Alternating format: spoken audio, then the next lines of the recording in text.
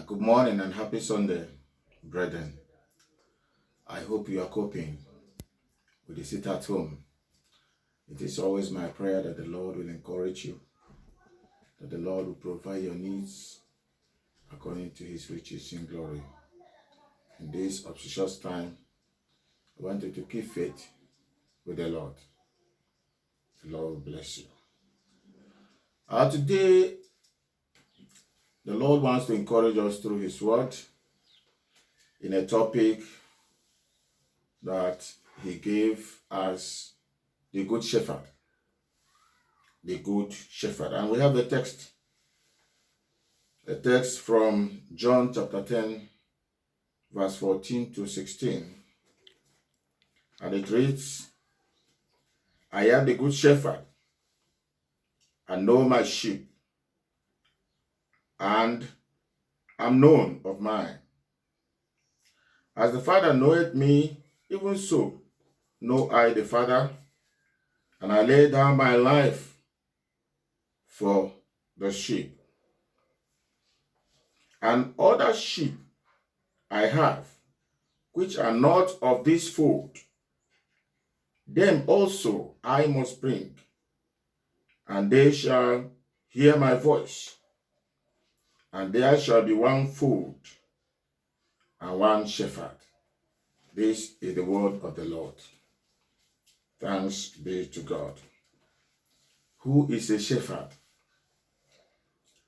In the Old English, when I talk of Old English, I'm talking of English that existed as far as back as before the 12th century BC, before Christ. The English then described a shepherd as a header or as a headsman.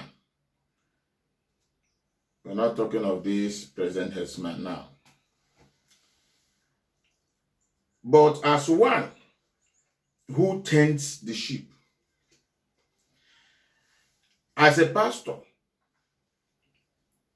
describes the shepherd as a pastor. Describes the shepherd as one who guides and guards. One who guides and guards the sheep. And these two words, I want you to mark them. The word to guide and the word to guard. The word to guide means to direct or give direction to, or to lead someone or sheep.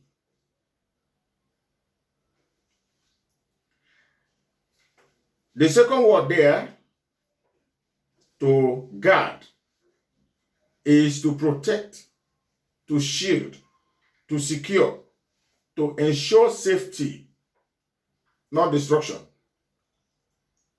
To make sure that the sheep, the flock, is protected.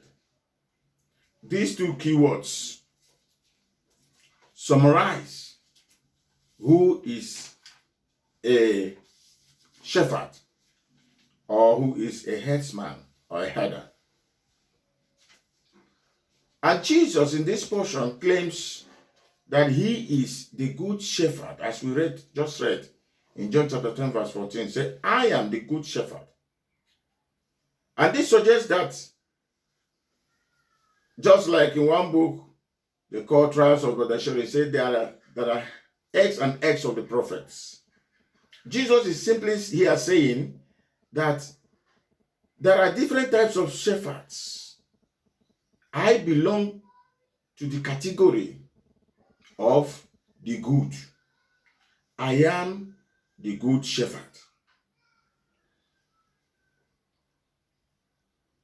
How do we identify a shepherd? In those days, in Palestine, the shepherds used to be identified. One, many of them, you see them when they carry along their flock, the ones that are newly born, you always see the shepherds carry those ones, those young ones, those fragile ones. You always see the shepherd carry those ones on the shoulder or his bosom as he goes along with other flock, other sheep.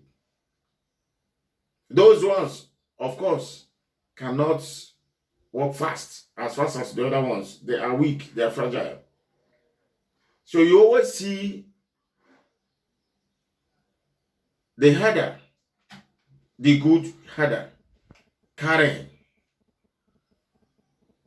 And again, you see the good herder always with staff. In Palestine, their own staff is different from what we are seeing around us here now. Around us, we have herders, we have people who are called the herdsmen. You see them with stick, but their own stick is different. Although these days, surprising thing is that the traditional stick is no longer what we see. We now see people who are called herders here in Nigeria now carry AK-47. But the traditional weapon, the traditional staff of a herder, a normal, true, good herder, is staff.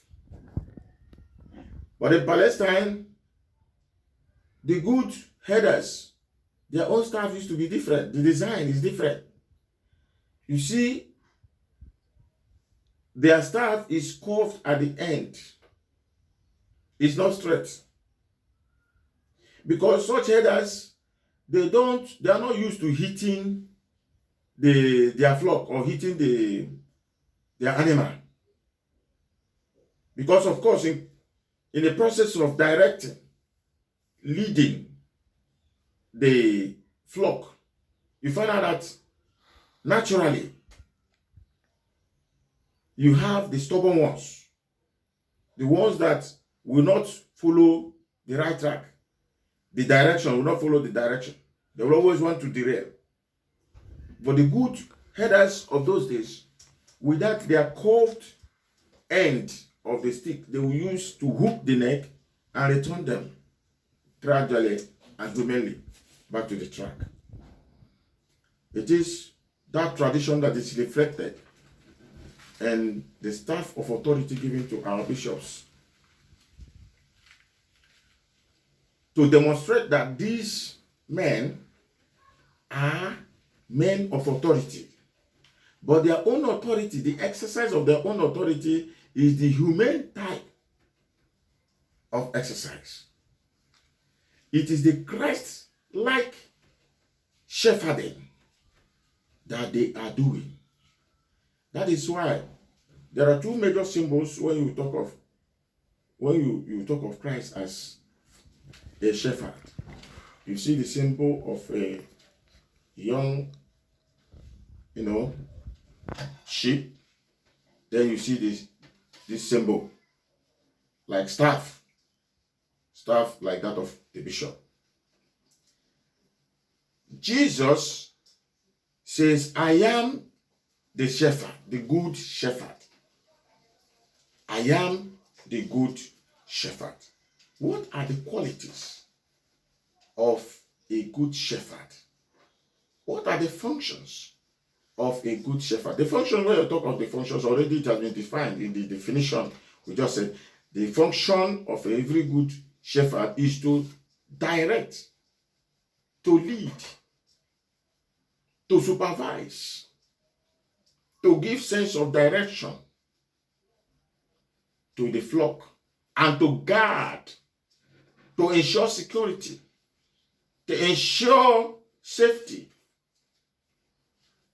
at all costs of the flock he leads. As we go on, you will understand better.